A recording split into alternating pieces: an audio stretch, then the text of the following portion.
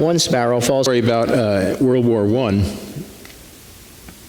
A couple of soldiers were in the foxholes, and they were watching, all the commotion that was going on the battlefield. And the one soldier said to the other one, "Captain, where is God in all of this?" And with that, there were two medics carrying a stretcher with a soldier on the stretcher walking across the battlefield. And the captain said, "There's God. There goes God now." Some of you are familiar with Garrison Keillor. How many of you are familiar with Garrison Keillor? Most of you? Yeah, about half of you anyway. And we did this particular story many years ago. I think we were maybe still in the Knights of Columbus when we did it.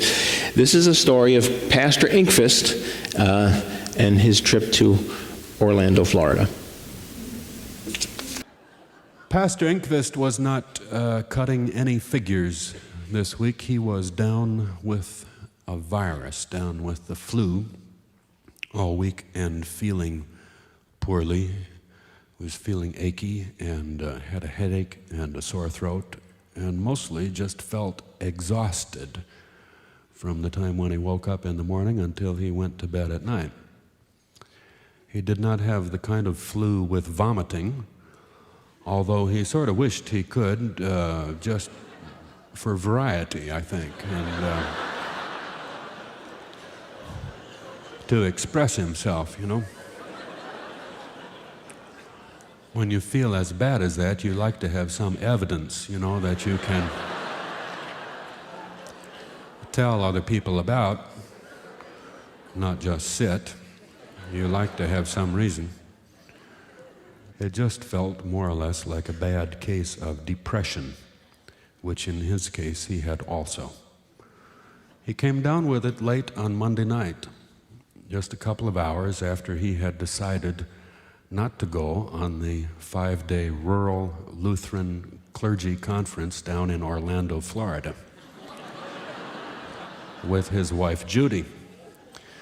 A 5-day trip in Orlando which had been approved by the Board of Deacons back in November by a rather narrow vote, but which she particularly had been looking forward to all during Advent, and had bought a color guide to Orlando, Florida and environs for $8.95, and had planned out their free afternoons for this trip and side trips they would take to Daytona Beach and Busch Gardens and SeaWorld to see Shamu, the killer whale, and had planned an entire afternoon at Walt Disney World and the Epcot Center, and had even picked out the rides that she wanted to go on, and had clipped out a color photograph from this guidebook to Orlando, which she pinned over the January photograph in the Ralph's Pretty Good Grocery calendar, which was entitled Peaceful Landscape, and was a photograph of an old farmstead with about 2 feet of new snow. The Florida picture was entitled Tropical Romance, and was a photograph of a sailboat on a lagoon at sunset, anchored off a beach, as seen across white sand under palm trees. And if you had shown the two pictures, say, to a Sunday school class that was studying the subject, and asked them which picture most nearly fitted their idea of what heaven would be like, there would not have been much discussion on the subject.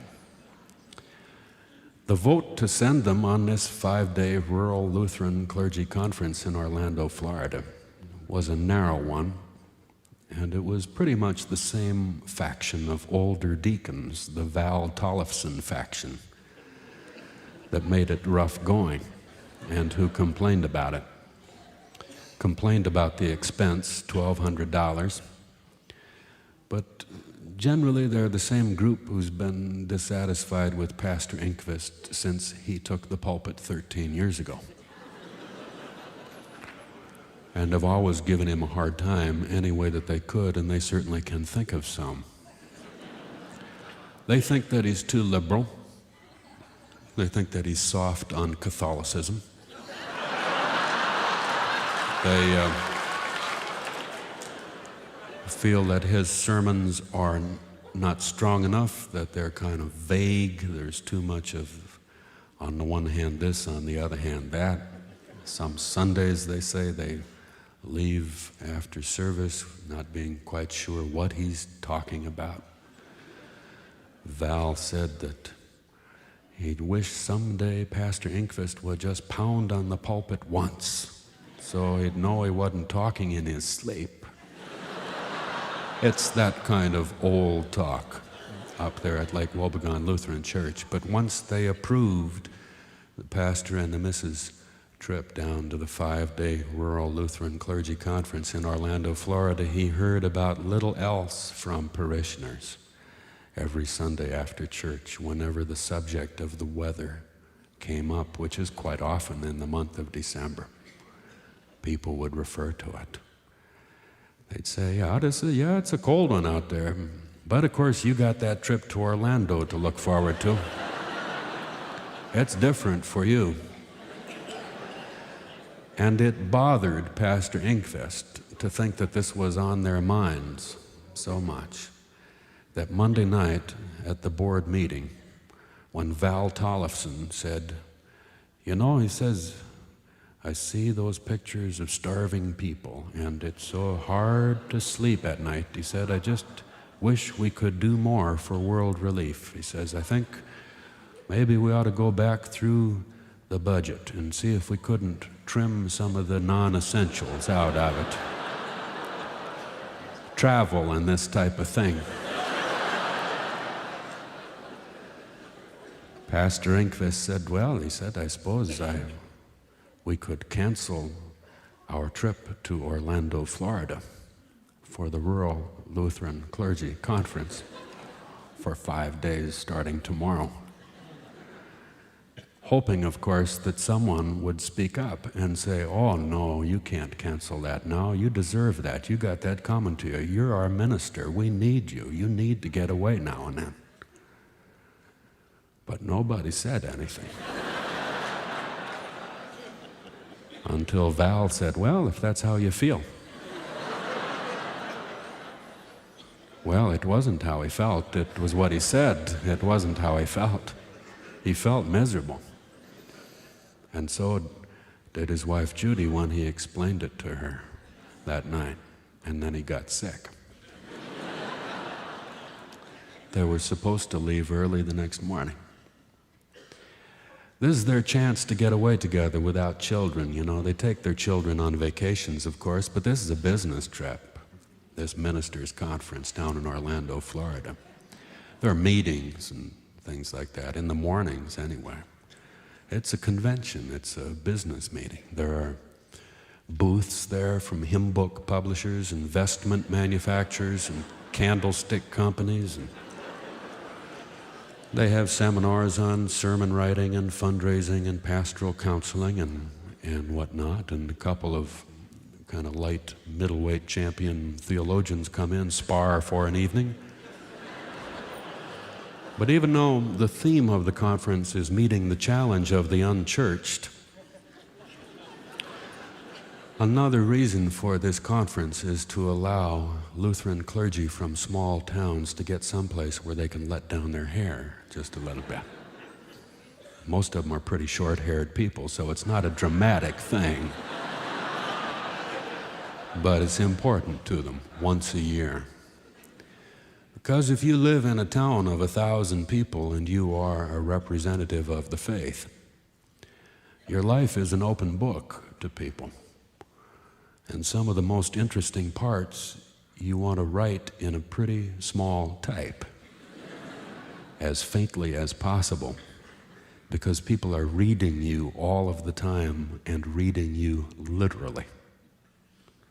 So that if you, say, are sitting in your study and you turn, and the corner of the desk catches your knee, that part that the doctor taps to find out if you're still alive. The choice of language that's open to you at that point is pretty narrow and doesn't include all the most satisfying stuff. You're only human, of course, even though you're a minister. But if you stood up in the pulpit and told them that you were only human, their first thought would be that you had committed adultery. And their second would be with whom and for how long.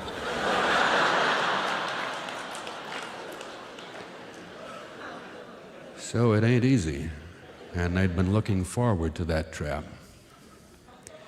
When he got up on Tuesday morning, he took one look at his wife, and he could tell that she was, even then, preparing her monologue for when the children left for school. She was very quiet and very efficient, as she is when she's angry. Moving the dishes on and off the table, getting jackets zipped up and lunches packed and in their little hands and out the door. And he asked, "Can I help?" She said no. She'd already done it. The kids left for school. They sat at the table, had themselves each a cup of coffee. It was quiet. He knew he wasn't supposed to speak first.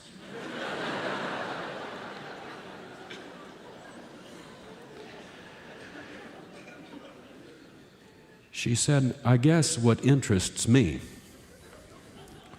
is your tendency to go off and make noble sacrifices on behalf of both of us without checking with me about it. It's wonderful," she said, "to turn the other cheek, but you don't have to turn mine too. I can do that myself. And if you want to be a martyr, that's fine. But the great martyrs went off to their martyrdom alone. They didn't invite their wives along. I wish you'd ask me next time," she said, "because I really was looking forward to this." And then she began to weep. And she cried. It's like a song coming from her, a song of womanly grief and love. This beautiful woman. He sat and listened to her.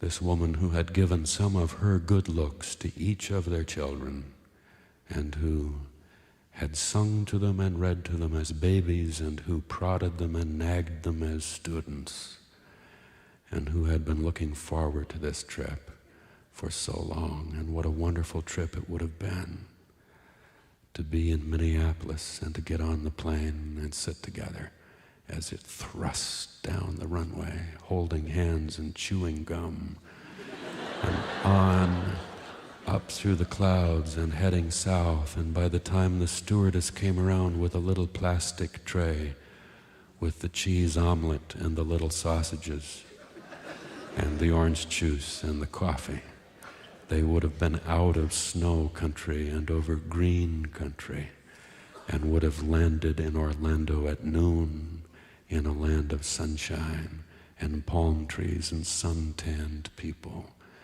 and would have gone to their hotel and gotten into their swimming suits and gone down and sat by the pool under the palm trees, two pasty, sort of lumpy Minnesotans sitting there, enjoying God's blessing of sunshine, and then eating fresh fruit for supper, and going up to their room and enjoying God's blessing of making love. And instead, he had made a noble sacrifice, which now seemed not noble at all. And his body hurt, and his throat felt as if it was bleeding. And he lay down and slept most of the rest of the day. sort of expecting she might fix him lunch when he smelled soup in the kitchen. But when he got up and went down, it was gone, and so was she. After supper, after the children had gone to bed on Tuesday night, they sat around in the living room, talking in rather short sentences, one at a time, with long silences in between them, when there was a knock on the door. And she got up and answered it. He heard a voice he didn't recognize. The door closed. There was a rustling in the hallway. He looked up, and it was Father Emil. Walked in with a paper sack under his arm. He said, "I come to pay a call on the sick," he said. "I heard you was sick." Well, never been in Pastor Engqvist's house, ever, that he could remember. He said, "Come in, take your coat off, come sit down." "Oh," Father says, "I don't know I can stay very long. I probably shouldn't have come and bothered you." "No," he said, "that's fine. I'm glad you came. How have you been?" Father Emil said, "Oh, not so bad, but you, I hear you got schnookered out of a trip to Orlando."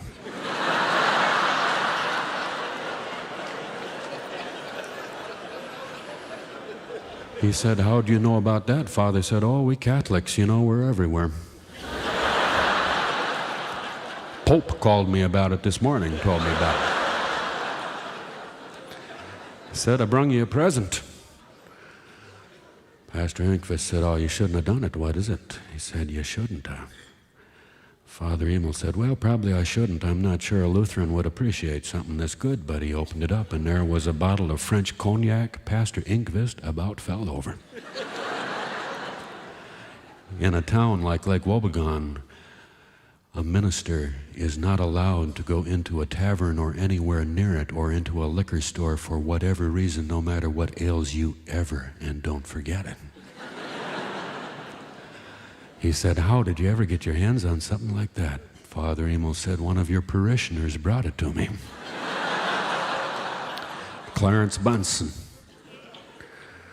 He comes to me sometimes for a second opinion,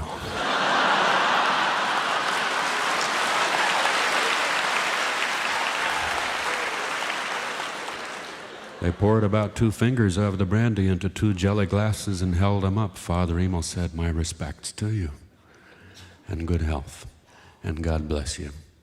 And they tossed them down. Wednesday morning, Val Tollefson called. He said, "I don't know, I might have been hasty about that trip to Orlando." He said, "Maybe you ought to go. You could still fly down tonight and still get in for the Thursday meetings and come back on Friday." "No," Pastor Engqvist said, "I thank you, Val. I thank you for the thought, but I think we'd be happy to stay home." "Well," Val said, "it's up to you. I mean, if that's what you want, is not to go, then all right." Pastor Engqvist said, "Thank you very much, though. I appreciate your kindness." And he hung up and looked across the table at his wife, who was smiling at him. She said, "I love you, He said, "I love you too." He said, "I'll make it up to you somehow." She said, "I really do love you." And put her hands on his head, stood behind him and put her hands on his head. And he felt tears come to his eyes. It's an amazing thing to be loved by somebody. It's almost just about enough sometimes. Almost just about enough to be loved by someone. And we deserve it in a way, I guess. Because at least where I come from, and probably where you are too, all the women are strong, and all the men are good looking, and all the children are above average.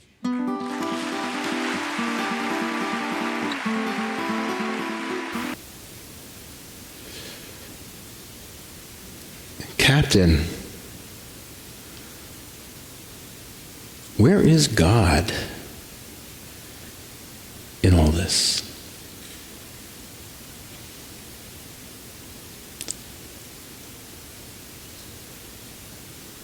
God was in Pastor Ingfist, in his humble spirit. God was in Clarence Bunsen, who brought the bottle of brandy to the priest to give to the pastor. God was in the priest who came, Father Emil, to pay a visit on the sick.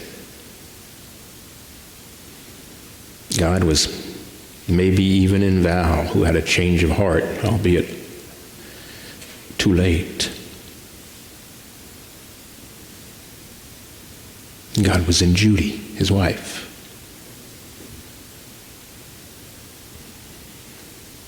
Who loved him. God is here, in this place, is in the lives of our fathers as we celebrate them this day. It's in each of us who are here. It's in our children, our grandchildren, our great-grandchildren. It is in you who come and gather even in these strange circumstances and who continue to support this church. It's in those who are not able to come yet, but who continue to support and who look forward to that day when we are together again.